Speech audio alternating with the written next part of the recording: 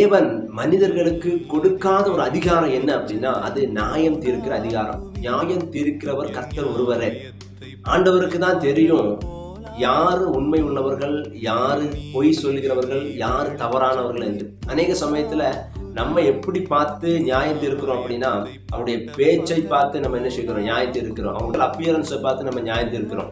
ஆனா அப்படி கிடையாது. தேவன் பார்க்கிறது இருதயத்தை பார்த்துதான் தேவன் என்ன செய்கிறார், ஒரு மனுஷனை நியாயம் தீர்க்கிறார். மத்தேயு 7ஆம் அதிகாரம் 1-2 வசனங்களை வாசிக்கும் பொழுது, நீங்கள் குற்றவாளிகள் என்று தீர்க்கப்படாதபடிக்கு மற்றவர்களை குற்றவாளிகள் என்று தீர்க்காதிருங்கள். ஏனெனில் நீங்கள் மற்றவர்களை தீர்க்கிற தீர்ப்பின்படியே நீங்களும் தீர்க்கப்படுவீர்கள். நீங்கள் மற்றவர்களுக்கு அளக்கிற அளவின்படியே உங்களுக்கும் அளக்கப்படும். அதனால நியாயம் தீர்க்கிற அதிகாரம் எந்த மனுஷனும் கிடையாது. எவ்வளோ பெரிய ஒரு ஆளா இருந்தாலும் யாரையும் நியாயம் தீர்க்கிற அதிகாரத்தை தேவன் கொடுக்கவில்லை. எப்படி மற்றவங்களுக்கு இறங்குகிறோமோ, நம்ம எப்படி மற்றவங்களோடு அவங்களுக்கு மன்னிக்கிறோமோ அது மாதிரி தேவன் நமக்கு மன்னிக்கிறார். நம்ம அவங்கள தேவையில்லாம நியாயம் தீர்க்க போனோம் அப்படின்னா நம்மள நியாயம் தீர்க்கும்படி அநேக மனிதர்கள் எழும்புவார்கள். எது நம்ம செய்கிறோமோ அது அப்படியே நம்முடைய வாழ்க்கையில ரிஃப்ளெக்ட் ஆகும். எந்த அளவின்படி நீங்கள் அளக்கிறீர்களோ அதே அளவின்படி உங்களுக்கு அளக்கப்படும்.